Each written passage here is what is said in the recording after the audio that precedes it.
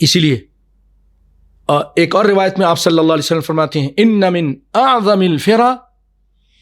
سب سے بڑی جھوٹ بات یہ ہے، اعظم عظیم، اعظم اس کے اس میں تفضیل ہے، سب سے بڑی جھوٹی بات یہ ہے ان يدعي الرجل الى غیر ابیہ، جو آدمی اپنے باپ کے علاوہ کسی اور کی طرف نسبت کرتا ہے، فلاں صاحب کے بیٹے ہیں جی، حالانکہ نہیں ہے ایسا، یہ او یری عینہ ما لم تر، یا اپنی آنکھ کو وہ چیز دکھاتا ہے جو اس نے نہیں دیکھی، یہ بھی جھوٹی بات ہے، یعنی جھوٹی خواب بیان کرتا ہے، رات کو خواب کچھ نہیں دیکھا، کوئی ایسی بات نہیں، صبح اٹھ کر کہہ رہا ہے کہ میں نے یہ خواب دیکھا ہے، او یقول علی رسول اللہ صلی اللہ علیہ وسلم ما لم یقل، یہ تین چیزیں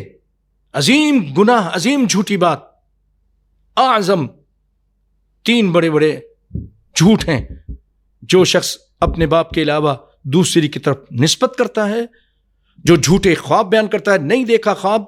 اور صبح کہتا ہے کہ میں نے یہ خواب دیکھا ہے، یعنی اپنی آنکھ پر جھوٹ بولتا ہے کہ میری آنکھ نہیں دیکھا، او یریا عینہ، اپنی آنکھ کو دکھاتا ہے وہ چیز جو اس نے دیکھی نہیں، او یقول علی رسول اللہ صلی اللہ علیہ وسلم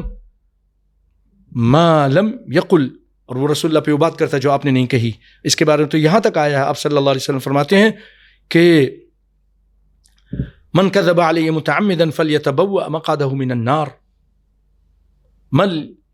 یقل علی ما لم اقل فلیتبوأ مقعدہ من النار، بخاری کی روایت ہے کہ جو مجھ پر وہ بات کہے جو میں نے نہیں کہی جان بوجھ کے، تو اس کو چاہیے کہ جہنم میں اپنا ٹھکانہ بنا لے، جہنم میں ٹھکانہ بنا لے۔ اس کے راوی تھے یہ جو حدیث جس میں تین باتیں، واصلہ بن اسقع اللیثی، اور بخاری کی روایت ہے۔